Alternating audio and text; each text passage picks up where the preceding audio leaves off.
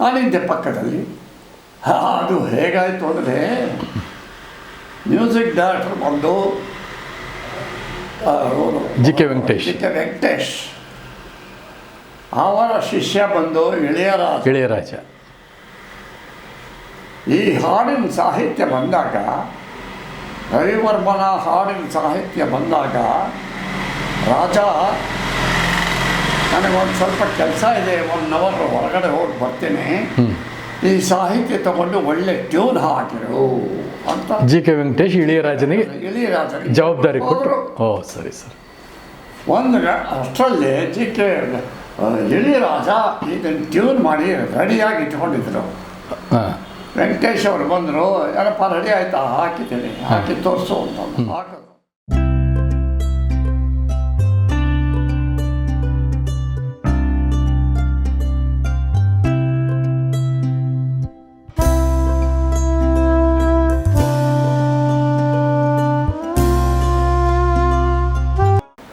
ಮಂಜುಳಾಗ ಒಂದು ಸಲಹೆ ಕೊಡ್ತೀರಾ? ದಂಡ ಮೇಲೆ ಇದ್ದೀವಿ, ನದಿ ದಂಡ ಮೇಲೆ ಇದ್ದೀವಿ, ಸರಿ ಸರ್, ಒಂದು ಸಲಹೆ ಕೊಡ್ತೀರಾ ಅಂದರು. ಏನು ಸರ್ ಅಂದೆ. ಇಲ್ಲ, ಆಕೆ ಮದುವೆ ಆಗ್ತಾ ಇದ್ದಾಳೆ, ಅದು ಸರಿ ಇಲ್ಲ. ಏನು ಸರ್, ಏನದು ಅಂದೆ. ಇಲ್ಲ, ಅವಳು ಮದುವೆ ಆಗ್ತಿರೋದು ಆ ವ್ಯಕ್ತಿ ಸರಿ ಇಲ್ಲ, ಇವಳು ಅನ್ಯಾಯವಾಗಿ ಜೀವನ ಹಾಳು ಮಾಡ್ಕೋತಾಳೆ, ನೀವು ಸ್ವಲ್ಪ ಎಚ್ಚರಿಕೆ ಕೊಡಿ, ಸ್ವಲ್ಪ ವಿವರವಾಗಿ ಹೇಳಿ ಅಂದೆ. ಏನಿಲ್ಲ, ಅಮೃತಮ್ ಅಂತ, ಅವನು ಕರುಣಾನಿಧಿಯವರ ಅಕ್ಕನ ಮಗ, ಸೋದರಯ್ಯ, ಅವ್ರ ಸಂಬಂಧಿ. ಅವನು ಒಳ್ಳೆ ನಿರ್ದೇಶಕ, ಕ್ಯಾಮ್ರಾಮನ್. ಅವನ ಸಂಪರ್ಕ ಒಂದು ಸಿನಿಮಾದಲ್ಲಿ ಮಂಜುಳಾಗ ಆಗಿದೆ. ಅದೇ ಹುಡುಗಾಟದ ಹುಡುಗಿ ಅಂತೇಳಿ ಒಂದು ಚಿತ್ರ ಬಂತು, ಆದರೆ ಆಗಿದೆ. ಅಲ್ಲೇ ಸ್ವಲ್ಪ ಪ್ರೀತಿ ಪ್ರೇಮ ಕೂಡ ಅಲ್ಲೇ ಅರಳು ಬಿಟ್ಟಿದೆ. ಯಾವ ಹಂತಕ್ಕೆ ಬಂದಿದೆ ಅಂದರೆ ಮದುವೆ ಆಗೋ ಹಂತವರೆಗೂ ಬಂದಿದೆ. ಇದು ನಮ್ಮ ಕಿವಿಗೆ ಬಿತ್ತು. ನೀವೊಂದು ಮಾತು ಹೇಳಿ ಸರ್, ಪರ್ಸನಲ್ ವಿಷಯಗಳು ನಾವು ಹೇಗೆ ಹೇಳೋದು ಚೆನ್ನಾಗಿ ಕಾಣಲ್ಲ. ಹೌದು, ಬೆಲೆ ಸಿಕ್ಕವಂಗಿದ್ರೆ ಹೇಳ್ಬೋದು. ಹೌದು, ಅದು ನನ್ನ ಇಷ್ಟ, ನನ್ನ ಇಚ್ಛೆ ಅಂದ್ಬಿಟ್ರೆ ಏನು ಸರ್ ಮಾಡೋದು? ಇಲ್ಲ, ನೀವು ಹೇಳೋದು ಹೇಳಿ, ನೀವು ಆ ಥರ ಏನು ನಿಮಗೇನು ತೊಂದರೆ ಆಗಲ್ಲ, ನೀವು ಹೇಳೋದು ಹೇಳಿ. ಹಿರಿಯ ನಟರು ನೀವೀಗ ಹೇಳ್ಬೋದು ಅಂತ ಲಾಟಲ್ಲಿ ಹಿರಿಯ ನಟರು. ಹೌದು ಹೌದು, ನೀವು ಹೇಳಿ ಸರ್. ಮಂಜುಳಾ ಬದಲು ರೆಡಿಯಾಗಿ ಬದಲು ಬಂದಾಗ, ಮಂಜುಳಾ ಅಮ್ಮ ಒಂದು ಮಾತು, ನನಗೆ ನೀನು ಬಹಳ ವರ್ಷಗಳಿಂದ ಪರಿಚಯ, ನನ್ನ ಮಗಳಿಗೆ ಡ್ಯಾನ್ಸ್ ಅರೇಂಜ್ ಮಾಡಿಕೊಟ್ಟಿದ್ಯಾ, ನಿನ್ನ ಬಗ್ಗೆ ಬಹಳ ಅಭಿಮಾನ, ನಿನ್ನ ಕುಟುಂಬದ ಬಗ್ಗೆ ಅಭಿಮಾನ ಇದೆ. ಆದರೆ ಒಂದು ವಿಷಯ ಮನಸ್ಸಿಗೆ ನೋವಾಗುವಂಥದ್ದು ನನ್ನ ಗಮನಕ್ಕೆ ಬಂದಿದೆ. ಹೇಳಿಲ್ಲ ಸಾರ್, ಹೇಳಿ ಸಹ, ನೀವು ದೊಡ್ಡವರು, ನೀವೇನು ಹೇಳಿ ಹೇಳ್ತೀವಿ. ಏನಿಲ್ಲಮ್ಮ, ಒಳ್ಳೆ ಸುದ್ದಿ ಕಿವಿಗೆ ಬಿತ್ತು, ತುಂಬ ಸಂತೋಷ, ಆದರೆ ಅಷ್ಟೇ ವಿಷಾದ. ಎರಡೂ ಇದೆ. ಏನು ಹೇಳಿ ಸರ್, ಅದು ನಿಮ್ಮ ಮದುವೆ ಆಯಿತು, ಎಲ್ಲ ಆಯಿತು. ಮಂಜುಳಾದು ಮಾರ್ಕೆಟ್ ತಗ್ಗುತ್ತಾ ಬಂತು. ಇವರು ಮಂಜುಳಾ ಜೊತೆಯಲ್ಲೇ ವಾಸ ಮಾಡ್ತಿದ್ದವರು, ಮಂಜುಳಾ ಮಾರ್ಕೆಟ್ ಯಾವಾಗ ತಗ್ಗುತ್ತಾ ಬಂತು, ಮಂಜುಳಾ ಸಹವಾಸ ಕಮ್ಮಿ ಮಾಡಿಕೊಂಡು ಮದ್ರಾಸಲ್ಲಿ ಸೆಟ್ಲ್ ಆಗುವಂಥ ಸಂದರ್ಭ ಬಂತು.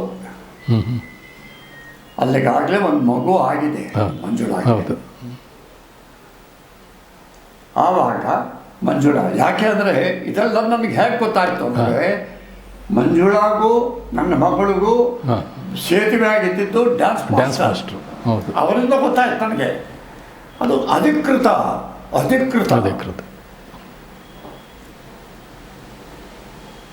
ಆಮೇಲೆ ಮಂಜುಳಾ ಮಾರ್ಕೆಟ್ ಕಮ್ಮಿ ಆಯಿತು, ಆತ ಬರೋದು ಕಮ್ಮಿ ಆಯಿತು, ಮಡ್ರಾಸಲ್ಲೇ ಸೆಟ್ಲ್ ಆದ. ಅವಾಗ ಅಮ್ಮ ಫೋನ್ನಲ್ಲಿ ಕೇಳೋಳಂತೆ, ಏನು ನಮ್ಮ ಮಾರ್ಕೆಟ್ ಇದ್ದಾಗ ನನ್ನ ಜೊತೆಯಲ್ಲೇ ಇದ್ರಿ, ಈಗ ನನ್ನ ಮಾರ್ಕೆಟ್ ಕಮ್ಮಿ ಆಗ್ತಾ ಇದೆ, ಬಿಟ್ಟು ದೂರ ಆಗ್ತಾ ಇದ್ದೀರಾ? ಹಾಗೇನಿಲ್ಲ, ಪ್ರಿಯ ಹಾಗೇನಿಲ್ಲ ಪ್ರಿಯ, ಹಾಗೆಲ್ಲ ತಿಳ್ಕೊಬೇಡ, ನಾನು ಬರ್ತೀನಿ ಇಲ್ಲಿ ನನ್ನ ವ್ಯವಸ್ಥೆ, ಒಂದು ಕೆಲಸಗಳು ಪೊಲಿಟಿಕಲ್ ಈ ಕೆಲಸಗಳು ಒತ್ತಡ ಜಾಸ್ತಿ ಇದೆ, ಏನು ತಪ್ಪು ತಿಳ್ಕೊಬೇಡ ಹಾಗೆ ಹೇಗೆ ಅಂತ ಅಂದರು. ಅಲ್ಲ, ಮಗು ನೋಡುವಂಥ ಒಂದು ಸೌಜನ್ಯ ರೀತಿಯಾದರೂ ಬೇಡವಾ ನಿಮಗೆ? ಮಗು ಇದೆ, ನಿಮಗೆ ಹುಟ್ಟಿರೋ ಮಗು ಅದು. ಹಾಗೆ ಇಲ್ಲ, ಬರ್ತೀನಿ ಮಂಜು ಬರ್ತೀನಿ ಅಂತ ಹೇಳ್ಬಿಟ್ಟು ಬಂದು ಶಾಸ್ತ್ರ ಒಂದು 3-4 ದಿವಸ ಇದ್ದಂಗೆ ಶಾಸ್ತ್ರ ಮಾಡಿ ಮತ್ತೆ ಹೋಗೋರು. ಇಲ್ಲಿ ಮಾರ್ಕೆಟ್ ಕಂಪ್ಲೀಟ್ ಡೌನ್ ಆಯಿತು. ಬರೋದು ಬಿಟ್ಬಿಟ್ರು. ತಿಂಗಳಿಗೆ 1 ದಿವಸ 1-2 ದಿವಸ ಯಾವಾಗಲೂ ಬಂದು ಹೋಗುತ್ತಾರೆ ಔಪಚಾರಿಕ. ಅದು ಆಕೆ ಮನಸ್ಸಿಗೆ ಭಾಳ ಆಘಾತ ಆಯಿತು. ನನ್ನ ಮಾರ್ಕೆಟ್ ಇದ್ದಾಗ ನನ್ನ ಹಿಂದೆ ಮುಂದೆ ಸುತ್ತೋರು, ಈಗ ದೂರ ಮಾರ್ಕೆಟ್ ದೂರ ಆದ್ಮೇಲೆ ನನ್ನಿಂದ ದೂರ ಹೋಗ್ಬಿಟ್ರು. ನೋವಿತ್ತು ಅದು. ಹಿರಿಯರ ಮಾತು ನಾನು ಕೇಳಲಿಲ್ಲ. ಅವತ್ತು ತಾವು ಹೇಳಿದ್ರಿ ಇದೇ ಪರಿಸ್ಥಿತಿ ಇರೋಲ್ಲಮ್ಮ ಅಂತ, ತಾವು ಅಡ್ವೈಸ್ ಮಾಡಿದ್ರಿ. ಕೇಳಿಲ್ಲ ಅಂತ ತಪ್ಪು ಮಾಡಿಬಿಟ್ಟು ಇವಾಗ ನಾನು ಅನುಭವಿಸ್ತಾ ಇದ್ದೀನಿ. ಹೇಳೋಂಗಿಲ್ಲ ಬಿಡೋಂಗಿಲ್ಲ, ಹಿರಿಯರ ಮಾತೆಲ್ಲ ತೆಗೆದಾಕ್ಬಿಟ್ಟೆ. ಇವಾಗ ಈ ಥರ ಮನುಷ್ಯ ಹೇಗೆ ಮಾಡ್ತಾ ಅಂತ ಹೇಳಿ ಬರ್ತಾ ಬರ್ತಾ ಬರ್ತಾ ಬರ್ತಾ ಇದು ಅಂತರ ಜಾಸ್ತಿ ಆಯ್ತಲ್ಲ, ಆವಾಗ ಆಕೆ ನಿರ್ಧಾರ ಮಾಡಿದ್ರು ಇನ್ನೊಬ್ಬನ ಮದುವೆ ಆಗಬೇಕು ಅಂತ.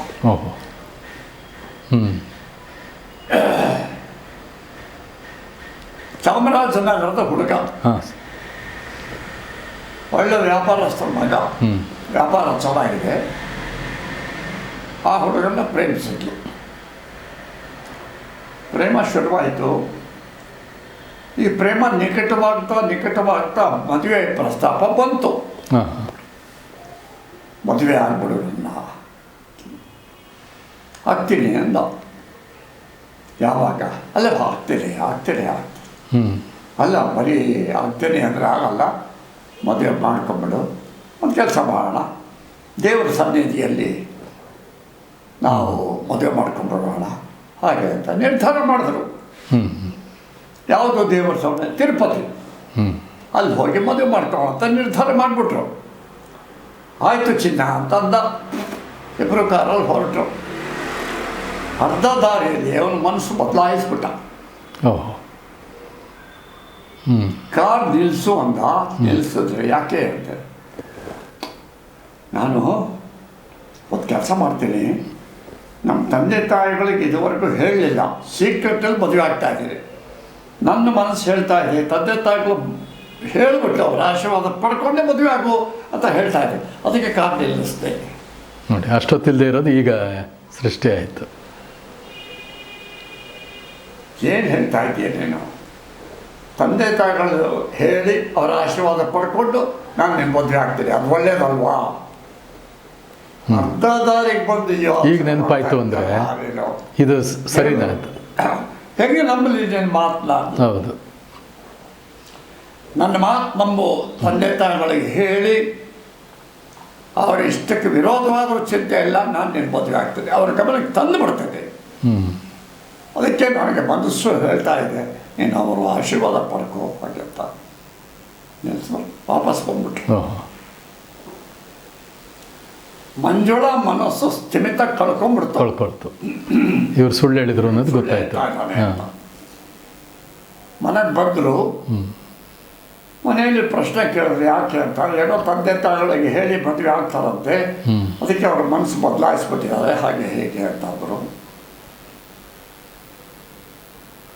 ಮಂಜುಳ ಮನಸ್ಸು ಕೇಳಲಿಲ್ಲ. ಒಂದು ಒತ್ತಾಯ ಮಾಡಲೇಬೇಕಿದ್ದ. ಸುಮ್ಮನೆ ಹೀಗೆ ಬಿಡೋಕ್ಕಾಗಲ್ಲ ಅಂತ ಹೇಳಿ ಅವನ ಕೇಳಿದ್ರು, ನೋಡು ನಿಜ ಹೇಳು, ಮದುವೆ ಆಗೋದಕ್ಕೆ ಮನಸ್ಸಿದೆಯಾ ಇಲ್ವಾ?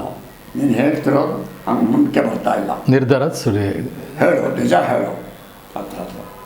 ಈಗ ಖಂಡಿತ ನಾವು ಮದುವೆ ಆಗ್ತೀನಿ, ಸುಮ್ಮನೆ ಯಾಕೆ ಹೇಳಿ ಹಾಗೆ. ಹೊರಗಡೆ ಹೋದ್ಲು, ಸೀಮೆಣ್ಣೆ ತೊಗೊಬಂದ್ಲು, ಬೆಂಕಿ ಪಟ್ಟ ತೊಗೊಬಂದ್ಲು, ಹಾಕ್ಕೊಡ್ಲು. ಹಾಕ್ಕೊಂಡಾದ್ಮೇಲೆ ಇವಾಗ ಆದರೂ ನಿಜ ಹೇಳು, ಬೆಂಕಿ ಪಟ್ಟ ಕೈಲಿದೆ, ಹಾಕ್ತೀಯ ಅಂದರೆ ಬಿಡ್ತೀನಿ, ಈಗಲೇ ಆಗಬೇಕು, ಆಗಲ್ಲ ಅಂದರೆ ನಿನ್ನ ಕಣ್ಣು ಮುಂದೆ ಹೊರದು ಹೋಗ್ತೀನಿ ನಾನು. ಅವನು ಇದೇ ಥರ ಅಯ್ಯೋ ಏನು ಹಾರಕ್ಕೆ ಉತ್ತರ ಕೊಡ್ತಾ ಬಂದು ಹಾರಕ್ಕೆ ಉತ್ತರ ಮಾಡ್ತೀನಿ ಸುಮ್ಮನೆ ಇದೆಲ್ಲ ಮಾಡಬೇಡ. ಸುಮ್ಮನೆ ಸಮಯ ಬದಲಾವಣೆ ಮಾಡ್ತಾ ಇದು ಮಾಡ್ಕೊಂಡು ಹೋಗ್ತಾ ಇದ್ದೆ. ಮಾಡ್ಕೊಂಡು ಹೋಗೋದಕ್ಕೆ ಸಮಯನ ಹೆಂಗೋ ತಳ್ಕೊಂಡು ಹೋಗೋದು ಅದಕ್ಕೆ ಏನೋ ಟ್ರೈ ಮಾಡ್ದ. ಬಟ್ ಅವರು ಕೇಳಿದು ಈಗ ನನ್ನ ಪಂಗ ಅನ್ಬಿಡ್ತು, ನನ್ನ ಪಂಗ ಅನ್ಬಿಡ್ತು. ಪಂಗ ನಿಂತ ತಕ್ಷಣ ಮೈಯೆಲ್ಲ ಒರೆಸ್ಕೊಂಡ್ಬಿಡ್ತು. ಬೆಂಕಿ ಗೋಡೆಗೆ ಹಾಕಿ ಉಜ್ಜತ್ಲು ಎಲ್ಲಿಂದ ಒರೆಸ್ಕೊಂಡ್ಬಿಡ್ತು ಬೆಂಕಿ. ಆಯಿತಾ, ಆಮೇಲೆ ಆಸ್ಪತ್ರೆಗೆ ಹಾಕಿದ್ರು. ಪ್ರಾಣ ಹೋಯ್ತು, ಆಸ್ಪತ್ರೆಗೆ ಹಾಕಿದ್ರು. ಚಂದ್ರೇಗೌಡರು ಆಸ್ಪತ್ರೆಯಲ್ಲಿ ನನ್ನ ಫ್ರೆಂಡ್ ಒಬ್ಬರು ಚಂದ್ರೇಗೌಡರು ಅಂತ ಇದ್ರು, forensic head of the department forensic. ಅವ್ರ ಬಗ್ಗೆ ತುಂಬ ಆತ್ಮೀಯರು. ಎಲ್ಲ ಹೆಣ್ಣುಗಳು ಅವರ ಹತ್ರನೇ ಬರೋದು, ಅವರೇ ಕೊಯ್ಯೋದು, ಅವರೇ ರಿಪೋರ್ಟ್ ಕೊಡೋದು ಸರ್ಕಾರಕ್ಕೆ. ಹೆಡ್ಡು ರಾಜೇಶ್ ಅವರೇ, ಇವತ್ತು ಒಂದು ದುರಂತ ನಿಮಗೆ, ನನಗೆ ಹೌದು ದುರಂತದ ಇದು ವಿಷಯ ತಿಳಿಸ್ಬೇಕು. ಏನು ಮಂಜುಳಾ ಬಾಡಿ ಬಂದಿದೆ, ನಿಮಗೆ ಆಶ್ಚರ್ಯ? ಅದೇ ಫಸ್ಟ್ ನ್ಯೂಸ್. ಮಂಜುಳಾ ಬಾಡಿ ಬಂದಿದ್ಯಾ? ಬೆಂಕಿ ಇಟ್ಕೊಂಡು ಸುಟ್ಟು ಹೋಗಿದ್ದಾಳೆ ಸರ್. ಮಂಜುಳಾ ಬಾಡಿ ಬಂತು, ಈಗ ಮಾರ್ಚರಲ್ಲಿ ಇಟ್ಟಿದ್ದೀವಿ, ಬರ್ತೀರಾ ನೋಡ್ತೀರಾ ಸರ್? ಇವಾಗ ರಾತ್ರಿ ಆಗಿದೆ, ಬೇಡ ನಾಳೆ ಬೆಳಿಗ್ಗೆ ಬರ್ತೀನಿ. ಬೆಳಿಗ್ಗೆ ಹೋಗಿ ನೋಡ್ತೀನಿ, ಇಡೀ ದೇಹ 60-70% ಬರೋರು ಹೆಂಗೆ ಸರ್ ಉಳಿತಾಳೆ. ಏನು ಸರ್ ಕಾರಣ ಸರ್? ಅದು ಭಾಳ ದೊಡ್ಡ ಕತೆ, ನಿಧಾನವಾಗಿ ಹೇಳ್ತೀನಿ. ನಿಮ್ಮ ಆಫೀಸಲ್ಲಿ ಇದ್ದೀರಾ, ಕೆಲಸಕ್ಕೆ ಭಂಗ ಬರುತ್ತೆ, ನಿಧಾನವಾಗಿ ಹೇಳ್ತೀವಿ ಅಂತ. ಇದು ಮಂಜುಳಾ ಕತೆ. ದುರಂತ ಬೇಕಾಗಿತ್ತ? ಇಬ್ಬರು ನಾಯಕಿಯರು ಕೂಡ ದುರಂತವಾಗಿ ಹೋದ್ರು. ಆಯಿತು. ಸರ್, ಈಗ ಮಂಜುಳಾ ಅವ್ರ ಜೊತೆ ತಮ್ಮ ಸುಪುತ್ರಿ ಕೂಡ ನೃತ್ಯ ಕಲಿತಾ ಇದ್ರು ಅಂತ ಹೇಳಿದ್ರಿ. ಅವರು ಕೂಡ ಅದ್ಭುತವಾದ ಕಲಾವಿದೆ, ಕಲಾ ತಪಸ್ವಿ ಮಗಳು. ಅವರು ಕನ್ನಡಕ್ಕೆ ಒಬ್ಬ ನಾಯಕಿ ಸಿಕ್ಕರು ಅಂತ ನಾವೆಲ್ಲ ಆಸೆ ಪಡ್ತಾ ಇದ್ವಿ. ಅಷ್ಟರಲ್ಲಿ ನೀವು ಅರ್ಜುನ್ ಸರ್ಜಾ ಜೊತೆ ಸಂಬಂಧ ಕೂಡ ಬಂತು, ಮದುವೆನೂ ಆಗೋಯ್ತು. ಇಲ್ಲ, ಅದು ಅದಕ್ಕೆ ಒಂದು ಕಥೆ ಇದೆ. ಹೆಂಗೆ ಅಂದರೆ ರಥಸಪ್ತಮಿ 25 ವಾರಗಳ ಕಾಲ ಓಡ್ತು. ಶಿವಣ್ಣನ ಜೊತೆ ದಾಖಲೆ ಚಿತ್ರ, ಶಿಲೆಗಳು ಸಂಗೀತವ ಹಾಡಿದೆ, ಅದ್ಭುತವಾದ ಚಿತ್ರ, ಹಾಡುಗಳು. ಅದಾದಮೇಲೆ ಈ ಸಿನಿಮಾ ಮಂದಿ ಅರ್ಥ ಪ್ರೊಡ್ಯೂಸರು, ಡೈರೆಕ್ಟರ್ಗಳು ಕಲಾವಿದೆಯರೇ ಇಲ್ಲ, ಹೀರೋಯಿನ್ ಪಾತ್ರ ಮಾಡೋರು ಇಲ್ಲ ಕನ್ನಡ ಚಿತ್ರಗಳಲ್ಲಿ ಅಂತ ಬೊಬ್ಬೆ ಹೊಡೆಯೋರಲ್ಲ, ಹೊಸಬರಿಗೆ ಅವಕಾಶ ಬಂದಲ್ಲ. ಹೌದು, ಯಾಕೆ ಉಪಯೋಗಿಸ್ಕೊಂಡ ನೀವು? ಅವಕಾಶ ಕೊಡಬೇಕಿತ್ತು, ಯಾಕೆ ಕೊಡಲಿಲ್ಲ ನೀವು? ಖಂಡಿತ 6 ತಿಂಗಳು ಕಾದ್ಲು, ಒಂದು ಸಿನಿಮಾ ಬಂದಿಲ್ಲ. ಆಮೇಲೆ ಕಾಶಿನಾಥ್ ಜೊತೆಯಲ್ಲಿ ಯಾವುದೋ ಬಂತು, ನನಗೆ ಇಷ್ಟ ಅವನು ಅಂತ ಚಿತ್ರಗಳಲ್ಲಿ ಬೇಕಾಗಿಲ್ಲ, ಬೇಡ ಅವನು ಸರಿ ಇಲ್ಲ, ಅವನು ಬೇಡ ಅಂತೆ. ಅದಾದ ಮೇಲೆ ನೋಡಿ ಯೋಚನೆ ಮಾಡಿ, ನನಗೆ ತುಂಬ ಸಹಾಯ ಮಾಡ್ತರು ಗೀತಪ್ರಿಯ. ಒಂದು, ಎರಡನೇದಾಗಿ ಶಕ್ತಿ ಪ್ರಸಾದ್. ರಾಜೇಶ್, ಶಕ್ತಿ ಪ್ರಸಾದ್ ನನಗೆ ಬಹಳ ಆತ್ಮೀಯರು, ಸಾಕಷ್ಟು ಚಿತ್ರಗಳಲ್ಲಿ ಒಟ್ಟಿಗೆ ಮಾಡಿದಂಥವ್ರು. ಹೌದು, ಒಟ್ಟಿಗೆ ಮಾಡಿದವರು, ಆತ್ಮೀಯತೆ. ರಾಜೇಶ್ ಮಗು ಎಷ್ಟು ಮುದ್ದಾಗಿದೆ. ಹೌದು, ಮೊದಲನೇ ಚಿತ್ರದಲ್ಲಿ ಯಶಸ್ವಿ ಆಯಿತು, ದಾಖಲೆ ಆಯಿತು. ಇದುವರೆಗೂ ಒಂದು ಸಿನಿಮಾ ನೋಡಲಿಲ್ಲ ನಾನು. ಪೇಪರಲ್ಲಿ ಒಂದು ಸಿನಿಮಾ ಸಿಕ್ತು ಅಂತ ಗೊತ್ತಿಲ್ಲ. ಒಂದು ಕೆಲಸ ಮಾಡು, ನನ್ನ ಮಗನಿಗೆ ಹೇಳ್ತೀನಿ, ಒಳ್ಳೊಳ್ಳೆ ಅವಕಾಶಗಳು ಸಿಗ್ತವೆ. ಹೌದು, ಕನ್ನಡದವ್ರು ನಂಬರ್ ಆಗಲ್ಲ. ಅದೇ ಕಚಡ ನನ್ನ ಮಕ್ಕಳು ಬೊಬ್ಬೆ ಹೊಡ್ತಾರೆ. ಹೀರೋಯಿನ್ಗಳಿಲ್ಲ.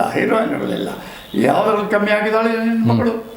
ಅವ್ರಿಗೊಂದು ಅವಕಾಶ ಕೊಡೋಕ್ಕಾಗಲ್ಲ. ಹೌದಲ್ಲ, ಬೆಳ್ಳಿ ಮಹೋತ್ಸವ ನಡೆದೋಯ್ತು, ಯಶಸ್ವಿ ಚಿತ್ರ ರಥಸಪ್ತಮಿ. ಹಾಗಾಗಿ ಆ ಕಡೆ ಅವರು ಹೇಳಿದ್ರು, ಈ ಕಡೆ ಗೀತಪ್ರಿಯ, ರಾಜೇಶ್ ನಿಮ್ಮ ಮಗಳ ಒಳ್ಳೆ ಅವಕಾಶ ಬಂದಿದೆ, ಕರ್ಕೊಬೇಡಪ್ಪ, ಬರ್ತೀನಿ ಅಂತ. ಮಾಪ ಅಂತ. ತಮಿಳಿಗೆ 3 ಚಿತ್ರಗಳು ಕೇಳ್ತಾರೆ, ತಮಿಳಿಗೆ ಅಗ್ರಿಮೆಂಟ್ ಮಾಡಿಸಿ. ಏನಮ್ಮ ತಮಿಳಲ್ಲಿ ತಮಿಳಿಗೆ ಹೋಗ್ಬಿಡಮ್ಮ ಅಂತ ಹೇಳಿದೆ. ಗೀತಪ್ರಿಯ 3 ಚಿತ್ರಗಳಿಗೆ ಅಗ್ರಿಮೆಂಟ್ ಮಾಡಿಸಿದ್ರು. ಈ ಒಂದು ಸಿನಿಮಾದಲ್ಲಿ 7,000, ಎರಡನೇ ಸಿನಿಮಾದಲ್ಲಿ 10,000, ಮೂರನೇ ಸಿನಿಮಾ 15,000 ಹಾಕಿ ಫಿಕ್ಸ್ ಮಾಡಿ ಇಂಕ್ರಿಮೆಂಟ್ ಮಾಡಿ ಕಳಿಸಿದ್ರು. ಕಾಲ್ ಶೀಟ್ ರೆಡಿ ಆಯಿತು. ಆಮೇಲೆ ನನ್ನ ಮಗಳು ಆಗ ಭಾಳ ನೊಂದ್ಬಿಟ್ಟಿದ್ಲು ಅವಳು. ಇಷ್ಟಾಗಿ ಬಳಸ್ಕೊಳ್ಳಿಲ್ಲ. ಅದಾದ್ಮೇಲೆ ತಮಿಳಿಗೆ ಅಂತ ಹೋದ್ರಲ್ಲ, ತಮಿಳಿಗೆ ಅಂತ ಹೋದಾಗ ತೆಲುಗು ಸಿನಿಮಾ ಕಳಿಸಿ ಅಲ್ಲಿ ಅವಕಾಶ ಅದೇ ತೆಲುಗಿನಲ್ಲಿ ಒಂದು 3-4 ಮಾಡಿದ್ವು, 3-4 ಮಾಡಿದ್ವು, ತಮಿಳ್ ಮಾಡಿದ್ವು, ತೆಲುಗು ಮಾಡಿದ್ವು. ಅಲ್ಲಿ ಅರ್ಜುನ್ಗೆ ಕಾಂಟ್ಯಾಕ್ಟ್ ಆಯಿತು.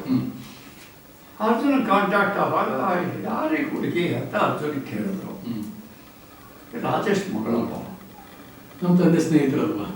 ಅಯ್ಯೋ ರಾಜೇಶ್ ಮಗಳ ಅಂತ ಹೇಳಿದ್ದೆ. ಅವ್ರಿಗೆ ಏನು ಮನಸ್ಸು ಬದಲಾವಣೆ ಆಯಿತು.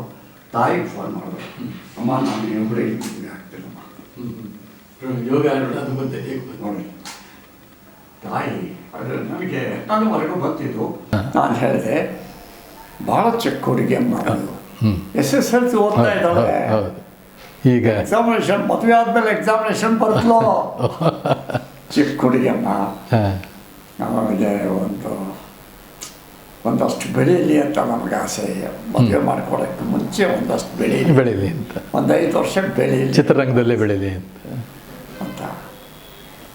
ಆಗ ಏನು ಮಾಡೋದು, ವಿಷಯ ಹಿಂಗೆ ಬಂದ್ಬಿಡ್ತಲ್ಲ, ಡೋಲಾಯಮಾನವಾಯಿತು ವಿಷಯ. ಮಾಡೋದ ಬಿಡೋದ, ಮಾಡೋದ ಬಿಡೋದ, ಮಾಡೋದ ಬಿಡೋದ. ಸರಿ ಅವಳೇ ಕೇಳಿದ್ವಿ, ಅಮ್ಮ ನೀತು ನಿವೇದಿತ ನೀತು ಈಗ ಮದುವೆ ಮಾಡೋ ಪ್ರಸ್ತಾಪ ಬಂದಿದೆ. ಹೌದು, ನನಗೇನಂದ್ರೆ ಒಂದು 5 ವರ್ಷ ನೀನು ಕಲಾವಿದೆಯಾಗಿ ಮೆರಿಬೇಕು, ಆಮೇಲೆ ಮದುವೆ ಆಗಬೇಕು. ಹೌದು, ಜನಪ್ರಿಯತೆ ಚೆನ್ನಾಗಿರುತ್ತೆ ಅವಾಗ. ಅದೆಲ್ಲ ಇದೆಯಾ, ನೀನೇನು ಹೇಳ್ತೀಯ, ಮದುವೆ ಆಗ್ತೀನಿ ನಾನು. ಅವರೇ ಮನ್ಸು ಮಾಡಿದ್ಮೇಲೆ ಮನ್ಸು ಮಾಡಿದ್ಮೇಲೆ ಏನೇ ಮಾಡಿ ಮದುವೆ ಆಗ್ಬಿಡ್ತೀನಿ ನಾನು. ಸಂತೋಷ. ಹೌದೇನಮ್ಮ, ಆಯಿತು ಸರಿ. ಅರ್ಜುನ್ ತಾಯಿಗೆ ಹೇಳಿದ್ವಿ, ಅರ್ಜುನ್ಗೆ ವಿಷಯ ಮಾಡ್ತು, ಮದುವೆ ಪ್ರಸ್ತಾಪ ಆಯಿತು, ಮದುವೆ ಹಾಗೆ ಹೋಯಿತು. ಅದೇ ಸಿಂಹದ ಮರಿ ಸೈನ್ಯದಲ್ಲಿ ಸಿಂಹದ ಮರಿಯಾಗಿ ಬಂದಂಥ ನಮ್ಮ ಅರ್ಜುನ್ ನಮ್ಮ ಭಾಷೆಯಲ್ಲಿ ಯಶಸ್ವಿಯಾಗಿ ಕೆಲವು ಚಿತ್ರಗಳು ಮಾಡಿದ್ದಾರೆ. ಆದರೆ ತಮಿಳು ತೆಲುಗಲ್ಲಿ ಒಳ್ಳೆ ಯಶಸ್ವಿಯಾಗಿ ಮಾಡಿದರು. ತಮ್ಮ ಪುತ್ರಿ ಕೂಡ ಅಲ್ಲಿ ಅವರ ಮದುವೆ ಆಯಿತು. ಆದರೆ ಈಗ ನಾನೇ ಕೇಳೋದೇನೆಂದರೆ, ತಮ್ಮ ಅಳಿಯ ಅರ್ಜುನ್ ಸರ್ಜಾ ಯಶಸ್ವಿ ಚಿತ್ರಗಳನ್ನು ಅಲ್ಲಿ ಮಾಡಿದ್ದಾರೆ. ತಾವು ಹಲವಾರು ನಿರ್ದೇಶಕರ ಜೊತೆ, ನಿರ್ಮಾಪಕರ ಜೊತೆ ಬಂದ್ರಿ. ಆದರೆ ನಾನೇ ನಿರ್ಮಾಪಕ ಆಗಬೇಕು, ನಿರ್ದೇಶಕ ಆಗಬೇಕು ಅನ್ನೋದು ತಮಗೆಲ್ಲೂ ಮನಸ್ಸಿಗೂ ಬಂದಿಲ್ಲ. ಒಂದು, ಆಮೇಲೆ ಅಳಿಯನ ಜೊತೆ ಅಭಿನಯಿಸುವಂಥ ಸದಾವಕಾಶಗಳು, ಮಗಳ ಜೊತೆ ಅಭಿನಯಿಸೋ ಸದಾವಕಾಶಗಳು ತಮಗೆ ದೊರಕಲೇ ಇಲ್ವಾ? ದೊರಕಲೇ ಇಲ್ಲ. ಒಟ್ಟಿಗೆ ದಂಪತಿಗಳು ಸುಖವಾಗಿರಲಿ ಅಂತ ಹಾರೈಸಿದರೆ ಇವತ್ತು ತಮಿಳುನಾಡಲ್ಲಿ ಅದ್ಭುತವಾದ ಆಂಜನೇಯನ ದೇಗುಲ ಮಾಡಿದ್ದಾರೆ, ಒಳ್ಳೆ ಸಾಧನೆ ಮಾಡಿದ್ದಾರೆ. ಇದು ಒಂದು ಅಂಥದ್ದು ಸರ್. ಈಗ ದೇವರ ದುಡ್ಡು ನಮ್ಮ ಕನ್ನಡದಲ್ಲಿ ಈಗ ಬೆಳವಲ ಮಡಲಲ್ಲಿ ಹೇಗೆ ತಮಗೆ ಹೆಸರು ಇದು ಎಲ್ಲ, ಆಮೇಲೆ ಒಂದು ಚಾಲೆಂಜಿಂಗ್ ಆದಂಥ ಅಭಿನಯ ಅವಕಾಶ ಕೊಡ್ತು, ಹಾಗೆ ದೇವರ ದುಡ್ಡು ಕೂಡ ತಮಗೆ ಯಶಸ್ಸು ಮತ್ತು ಪಾತ್ರಕ್ಕೆ ಬೇಕಾದಂಥ ಪ್ರತಿಭೆ, ಮೌಲ್ಯ ಎಲ್ಲವನ್ನು ದಾಖಲೆ ಕೊಡ್ತು. ಈ ಪಾತ್ರ ತಮ್ಮನ್ನು ಬಂದ ಬಗೆ ಹೇಗೆ? ಆ ನಿರ್ಮಾಪಕರು, ನಿರ್ದೇಶಕರು ತಮ್ಮನ್ನೇ ಯಾಕೆ ಆಯ್ಕೆ ಮಾಡಿದ್ರು? ಇದರ ಹಿನ್ನೆಲೆ ಏನು? ಕರೆಕ್ಟ್, ಒಳ್ಳೆ ಪ್ರಶ್ನೆ ಕೇಳಿದ್ರೆ. ಇದು ಇವತ್ತು ಅದು ಮೂಲ ತಮಿಳು. ಹಾಂ ಸರ್. ಕಲಿಯುಗ ಕಣ್ಣನ್ ಅಂತ ಕಲಿಯುಗ ಹೆಸರು. ಮೂಲ ಕಲಿಯುಗ ಕಣ್ಣನ್. ಹಾಂ. ನನ್ನ ಪಾತ್ರ ಮಾಡಿದವರು ತೇಂಗಾ ಶ್ರೀನಿವಾಸ. ಓಕೆ. ಆ ಪ್ರೊಡ್ಯೂಸರ್ ಸೇಲಂನವರು. ಹಾಂ ಹಾಂ. ಶಿವಾಜಿ ಗಣೇಶನ್ ಮಾಡಬೇಕಾದಂಥ ಪಾತ್ರವನ್ನು ತೇಂಗಾ ಶ್ರೀನಿವಾಸನ್ ಅವರ ಮಟ್ಟದಲ್ಲೇ ಮಾಡಿದ್ದಾರೆ ಅಂತ ಹೆಸರು ಬಂತು. ತೇಂಗಾ ಶ್ರೀನಿವಾಸನ್ ಭಾಳ ಒಳ್ಳೆಯ ನಟರು, ತುಂಬ ಒಳ್ಳೆಯ ನಟರು, ಇಲ್ಲ ತೀರ್ಕೊಂಡಿದ್ದಾರೆ. ಸರಿ. ಇದು ತಮಿಳುನಾಡಿನಲ್ಲಿ ಎಲ್ಲ ಕಲರ್ ಚಿತ್ರಗಳನ್ನು ಮಲಗಿಸಿ ಇದು ಹೆಸರು ಬ್ಲಾಕ್ ಆ್ಯಂಡ್ ವೈಟ್ ಚಿತ್ರ ಇದು ಯಶಸ್ವಿ ಆಗ್ಬಿಟ್ಟು. Black and white. ಸರಿ ಸರ್. ಕಲರ್ ಚಿತ್ರಗಳೆಲ್ಲ ಮಲ್ಕೊಂಡ್ಬಿಟ್ರು. ಇದ್ರ ಮುಂದೆ ಸತ್ವ ಇತ್ತು. ಒಂಥರ ಹೊಸ ಕತೆ. ಏನು ಒಂದು ಸಾಮಾಜಿಕ ಕಥೆಯಲ್ಲಿ ಭಗವಂತ ಬರ್ತಾನೆ ಅಂದ್ರೆ ಅರ್ಥ ಏನು, ಕೃಷ್ಣ ಬರ್ತಾನೆ ಅಂದ್ರೆ ಒಬ್ಬ ಮನುಷ್ಯ ದೇವರಿಗೆ ಸವಾಲು ಹಾಕುವಂಥದ್ದು. ಅದು ಜನ ಬಹಳ ಚೆನ್ನಾಗಿ ಸ್ವೀಕಾರ ಮಾಡಿದ್ರು. ಅದ್ಭುತವಾದ ಕಲೆಕ್ಷನ್ ಆಯಿತು, ಎಲ್ಲ ಆಯಿತು. ಆಮೇಲೆ ಬೇರೆ ಬೇರೆ ಭಾಷೆಗಳಲ್ಲಿ ಹೋಯಿತು. ಹಿಂದಿಯಲ್ಲಿ ಯಹಿ ಹಾಯ್ ಜಿಂದಗಿ, ಸಂಜೀವ್ ಕುಮಾರ್ ಹೀರೋ. ಮತ್ತೆ ದೇವಡೇ ದಿಗಿವಸ್ತೆ ತೆಲುಗಿನಲ್ಲಿ, ತೆಲುಗು. ಆಮೇಲೆ ಅವರ ಹೆಸರು ಮರೆತುಬಿಡ್ತೇನೆ, ನಾಗೇಶ್ವರ ಅಲ್ಲ, ಇನ್ನೂ ಅಲ್ಲ, ಇನ್ನೊಬ್ಬ ಪೋಷಕ ನಟನೆ ಪಾತ್ರ ಮಾಡಿದರು. ಅದಾದಮೇಲೆ ಮಲಯಾಳದಲ್ಲಿ ಬೇರೆ ಏನೋ ಬಂತು ಅಂತ ಹೇಳ್ತಾರೆ. ಹೀಗೆ ಬೇರೆ ಬೇರೆ ಒಂದು ಚಿತ್ರ ಯಶಸ್ವಿ ಆದ ನಂತರ ಕಥೆ, ಪರ್ಟಿಕ್ಯುಲರ್ ಕಥೆ ಜನಗಳಿಗೆ ಇಳಿಸ್ಬಿಡ್ತು ಅಂದರೆ ನಾನಾ ಭಾಷೆಗಳಲ್ಲಿ ಅದು ತೆಗಿತಾರೆ.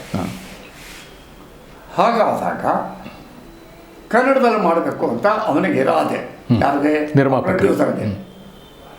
ಅವನು ಸೇಲಂನವನು. ಡಿಸ್ಟ್ರಿಬ್ಯೂಟರ್ ಯಾರು? ವೀನಸ್ ಪ್ರೊಡಕ್ಷನ್ ಅಂದರೆ ಯಾರು? ಈ ಮಣಿರತ್ನಂ ಇದ್ದಾರಲ್ಲ, ಅವ್ರ ತಂದೆಯವರು ರತ್ನಮ್ಮಯ್ಯರ್. ಅವರು ಶ್ರೀರಾಮ ಎಂಟರ್ಪ್ರೈಸಸ್ನ ನಿರ್ಮಾಪಕರು. ಹೌದು, ರತ್ನಮ್ಮಯ್ಯರ್. ಹೌದು, ಅವರು ನನಗೆ ಗಾಡ್ ಫಾದರ್. ಇದುವರೆಗೂ ಏನು ಹೇಳಿಲ್ಲ, ಅವರು ನನಗೆ ಗಾಡ್ ಫಾದರ್. ಅವರ ದೇವರಗುಡಿ ಚಿತ್ರ ಅದನ್ನೆಲ್ಲ ತಾವು ಮಾಡಿದವರು. ಕ್ರಾಂತಿವೀರ ರಾಜ್ಕುಮಾರ್ ಜೊತೆ ಅದ್ಭುತವಾದ ಪಾತ್ರ ಮಾಡಿದ್ರಿ. ಅದು ಶ್ರೀರಾಮ ಎಂಟರ್ಪ್ರೈಸಸ್. ಭಲೆ ಭಾಸ್ಕರ್. ನಮ್ಮ ಎಲ್ಲ ಪಡತಲೇ ನೀರು ಕೂಡ ರಾಜೇಶ್ ಅಂತ ಒಂದು ಮಾತಿದೆಯಲ್ಲ, ಗೋಲ್ಡನ್ ಮಾತು. ಒಬ್ಬ ನಿರ್ಮಾಪಕ ಯಾರೇ ಹೇಳೋದು, ನಮ್ಮ ಎಲ್ಲ ಪಡತ್ತಲೇ ನೀವಿರಬೇಕು ಇರ್ಕೊಣ. ನೋಡಿ, ಎಂಥ ಒಂದು ರಾಮಮೂರ್ತಿ ಸೊನ್ನೆಟೆ ಅಭಿಮಾನ ಎಲ್ಲ ಸಿನಿಮಾಗಳು ಮಾಡಿದೆ. ಈ ಸಿನಿಮಾ ಕನ್ನಡದಲ್ಲಿ ಮಾಡಬೇಕು, ತಮಿಳಲ್ಲಿ black and white cinema, colour ಸಿನಿಮಾಗಳನ್ನು ಮಲಗಿಸ್ಬಿಟ್ಟಿದೆ, ಎಂಥ ಅದ್ಭುತ ಸಿನಿಮಾ ಅನ್ಸ್ಕೊಂಡ್ಬಿಟ್ಟು ಕನ್ನಡದಲ್ಲಿ ಮಾಡಬೇಕು ಅಂತ ಅವನಿಗೆ ಒಂದು ಆಸೆ ಆಯಿತು, ರತ್ನಮ್ಮಯ್ಯರಿಗೆ. ಆಸೆ ಆದಾಗ ಅವ್ರೇನು ಮಾಡಿದ್ರು, ಕಾಮಿಡಿ ರೋಲ್ ಅಂತ ಬಿಟ್ಟು ಶಿವರಾಮಣ್ಣನ ಬುಕ್ ಮಾಡಿಬಿಟ್ರು. ಹೀರೋಯಿನ್ ಪಾತ್ರಕ್ಕೆ ಸರಳ ದೇವಿನ ಬುಕ್ ಮಾಡಿಬಿಟ್ರು. ಹೀರೋ ತಾವೇ ಇಲ್ಲ, ಅದಿನ್ನೂ ಆಗಿಲ್ಲ. ಓಹೋ, ಅಲ್ಲ, ಶಿವರಾಮಣ್ಣ ಮಾಡೋದು ಕಾಮಿಡಿ. ಓಕೆ, ಗೊತ್ತಾಯ್ತು. ಶರಪಂಜರ ಶಿವರಾಮ್ ಮಾಡಿದ್ರು. ಸರಳ ದೇವಿನ ಬುಕ್ ಮಾಡಿಬಿಟ್ರು. ಯಹಿ ಹೈ ಜಿಂದಗಿ ನಡೀತಾ ಇದೆ, ವಿಜಯವಾಹಿನಿ ಸ್ಟುಡಿಯೋಲ್ಲಿ ನಡೀತಾ ಇದೆ.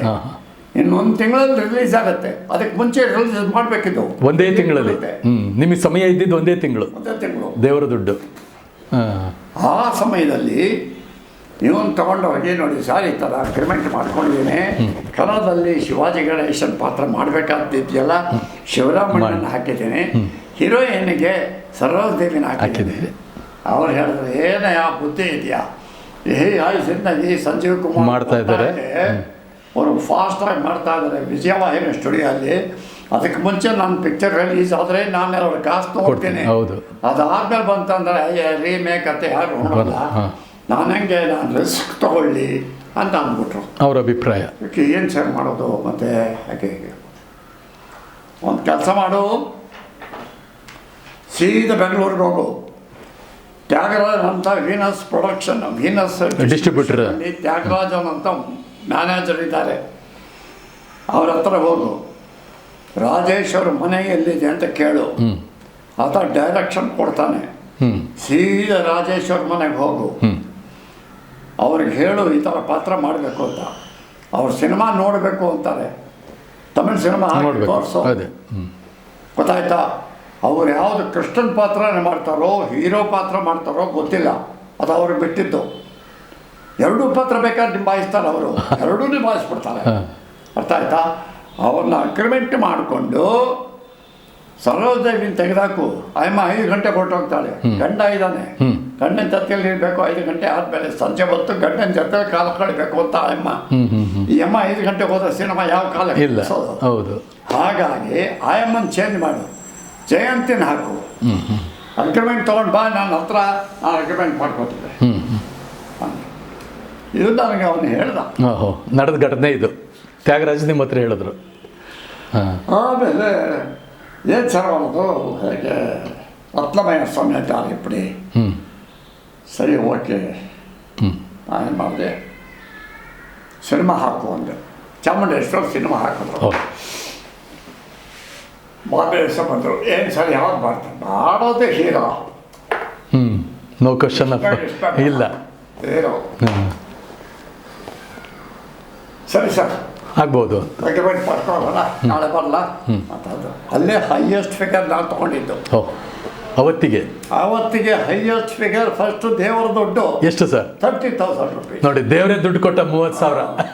ಅಲ್ಲಿವರೆಗೆ ಏನು ಗೊತ್ತಾ, 15, 20, 15, 20, 10, ಅಷ್ಟೇ. 20 ಅಷ್ಟೇ. ನಾಯಕರಾಗಿ ಮೇಲಕ್ಕೆ ಹೋಗಿರಲಿಲ್ಲ. ನಾಯಕರಾಗಿ ಮೇಲಕ್ಕೆ ಹೋಗಿರಲಿಲ್ಲ. ಹೋಗಿರಲಿಲ್ಲ. ಈಗ 30 ದೇವರು ದುಡ್ಡಾಗಿ ಕೊಟ್ಟ. ಹುಂಡಿ ಕಾಣಿಕೆ. ಅದು ಮನಸ್ಸಿಗೆ ಬಂದ್ಬಿಡ್ತು. ಇವಾಗ ಕೇಳಿದಷ್ಟು ಕೊಡ್ತಾನೆ ಅಂತ ಹೇಳ್ಬಿಟ್ಟು ಅಂದ್ಬಿಟ್ಟ. ಅವ್ರಿಗೇನು 1 ತಿಂಗಳಲ್ಲಿ ಸಿನಿಮಾ ರೆಡಿ ಆಗಬೇಕು. ಅದ್ಭುತ ಸರ್, ಅದ್ಭುತ ಅಲ್ವೇ? ಆಯ್ತು ಅಂದ ಒಂದಷ್ಟು ಕ್ಯಾಶ್ ಕೊಟ್ಬಿಟ್ಟ. ನಾನು ಹೇಳಿದೆ 50% ಚೆಕ್ ಕೊಡು, 50 ಕ್ಯಾಶ್ ಕೊಡಪ್ಪ ಅಂತಂದೆ. ಆಯ್ತು ಅಂತ ಒಪ್ಕೊಂಡ. ಡೈರೆಕ್ಟರ್ ಯಾರು? ಶೇಷಗಿರಿ. ನಿಮಗೆ ಆಪ್ತರೆ, ನಿಮ್ಗೆ ಒಳ್ಳೆ ಆಪ್ತರೆ ಅವರು. ಒಳ್ಳೆ ಡೈರೆಕ್ಟರ್ ಬೇಕು. ಆಯ್ತು ಸರ್. ಶೇಷಗಿರಿ ಹತ್ರ ಹೋದ. ಶೇಷಗಿರಿ ಬಿಸಿ சார், ரொம்ப பிஸியாக இருக்காரு, என்ன பண்ணுறது? ಯಾರು ಸ್ವಾಮಿ, ಸ್ವಾಮಿ ಅವ್ರ ಹತ್ರ ಹೋಗು, ಅವರು ಬಿಸಿ ಆಗಿದ್ದಾರೆ. ಗೀತಾಪ್ರಿಯ ಹತ್ರ ಹೋಗು, ಅವರು ಬಿಸಿ ಆಗಿದ್ದಾರೆ. ನೀವು ಹೇಳಿದವರೆಲ್ಲ ಬಿಸಿ, ಎಲ್ಲ ಹೇಳಿದವರೆಲ್ಲ ಬಿಸಿ ಬಿಸಿ ಬಿಸಿ ಅಂತ ಬಂದು ಅವ್ರು ರಿಪೋರ್ಟ್ ಕೊಡ್ತಾ ಇದ್ದಾರೆ. ಬಿಸಿ ಬಿಸಿ ಅಂತ ಹೋಗ ತಲೆ ಕೆಟ್ಟೋಗ್ತಾನೆ, ಏನಾರ ಮಾಡ್ಕೊಂಡು. ಸ್ವಾಮಿನ ಹಾಕೋದು KSL ಸ್ವಾಮಿ, ರವಿ ಅವರು. KSL ಸ್ವಾಮಿಗೂ ನನಗೂ ಆಗಲ್ಲ ಇರೋದು ಹೇಳ್ತಾ ಇದ್ದೀರಿ. ಇದಕ್ಕೆ ಕಾರಣ ಏನು ಕೇಳಬೇಕು ನೀವು. ಅದೇ ಹಿನ್ನೆಲೆ ಏನು?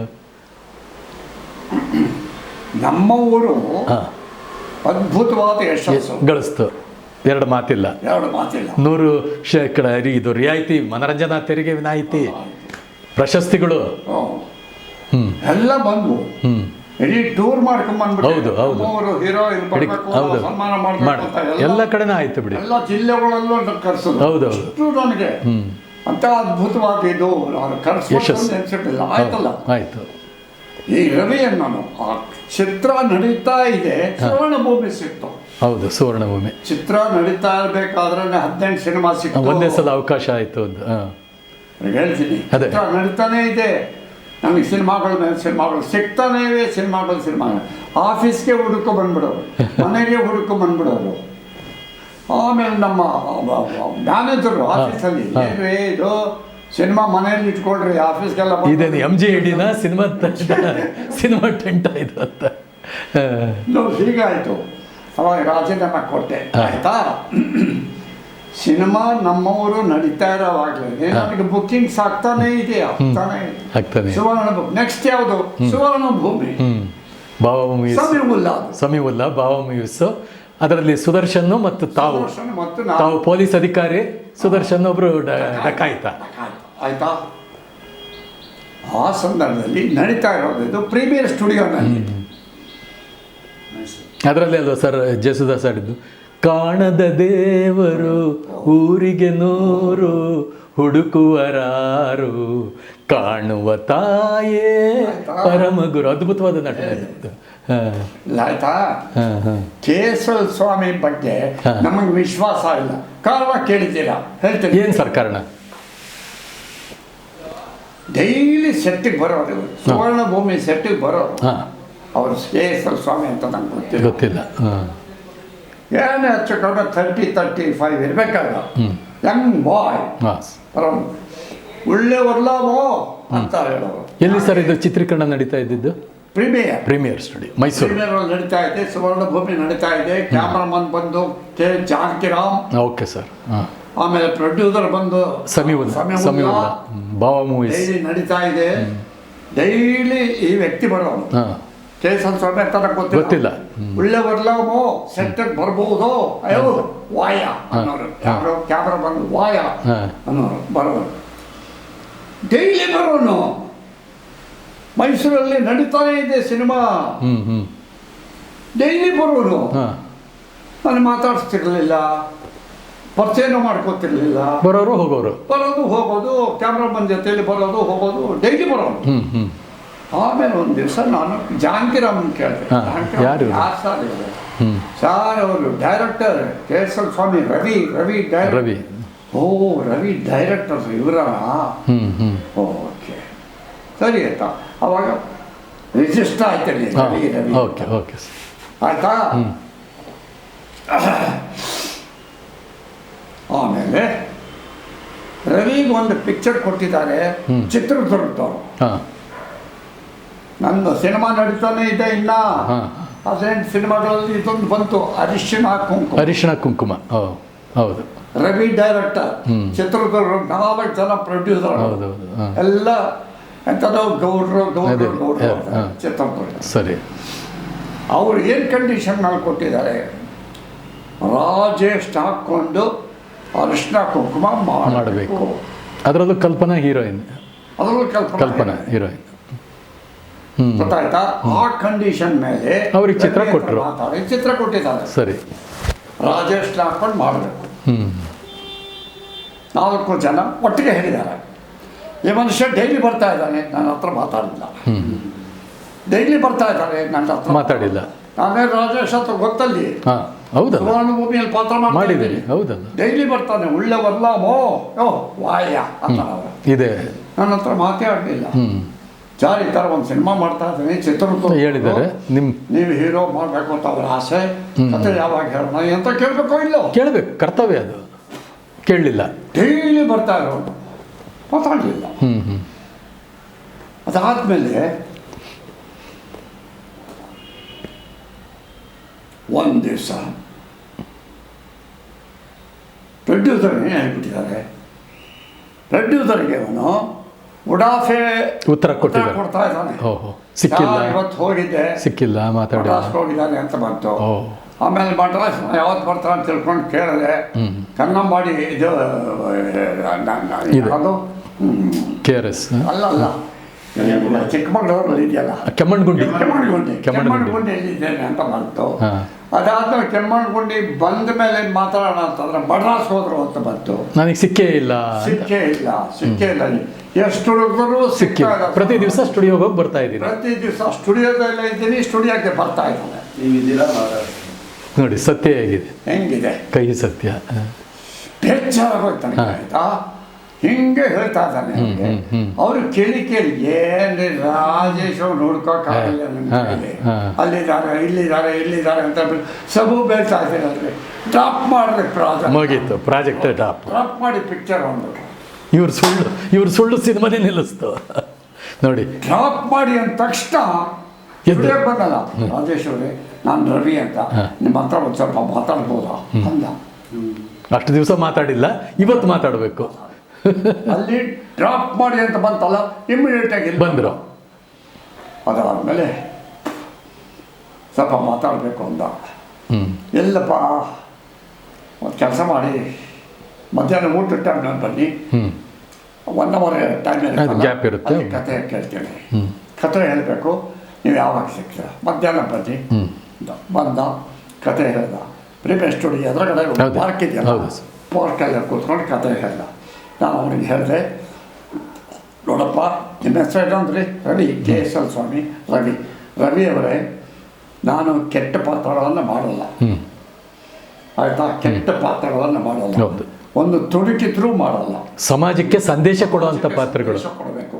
ಪಾಸಿಟಿವ್ ರೋಲ್, ನೆಗೆಟಿವ್ ರೋಲ್ ಮಾಡಲ್ಲ.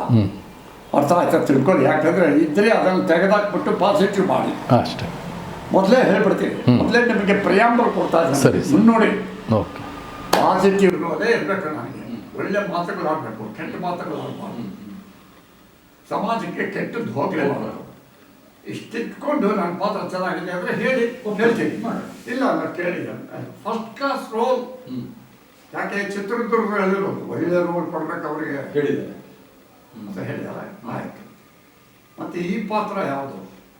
ಹೀರೋ ಅಂತ ಒಂದು ಪಾತ್ರ ಇದೆ, ನನಗೆ ಪ್ರಧಾನವಾದ ಪಾತ್ರ ಹೀರೋ ಪಾತ್ರ ಇದೆ, ಅದು ಕಲ್ಯಾಣ್ ಕುಮಾರ್. ಹೀರೋಯಿನ್ ಬಂದು ಕಲ್ಪನಾ. ಅರ್ಥ ಆಯ್ತಾ? ಸರಿ,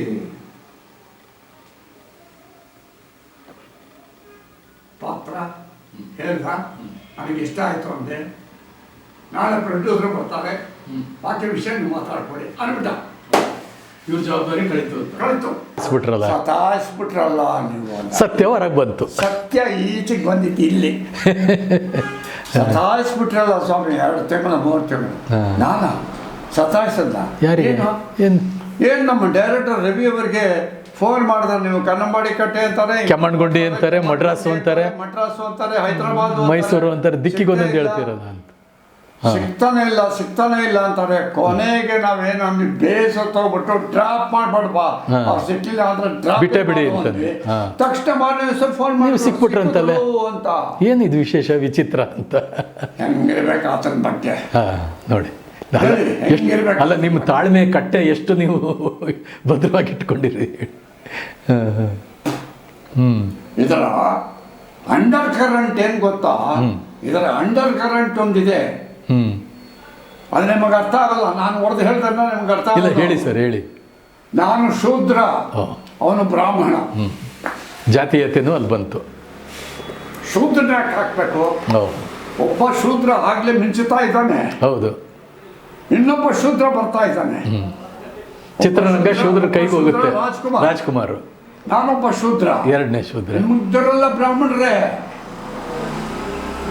ಜಾತೀಯತೆ ಎಲ್ಲಿ ಕಲೆಗೆ, ಕಲಾ ಸರಸ್ವತಿಗೆ ಯಾವ ಜಾತಿ ಸರ್? ಹರಿಯೋ ನೀರಿಗೆ ಯಾವ ಜಾತಿ ಸರ್? ಜ್ಯೋತಿ ಯಾವ ಜಾತಿ ಅಮ್ಮ ಜಗದೀಶ್ವರಿ ಅಂತ ಕಾವೇರಿ ಚಿತ್ರದಲ್ಲಿ, ನಿಮ್ಮ ಚಿತ್ರದಲ್ಲೇ ಹಾಡಿದೆ. ಸರಿ ಸರ್.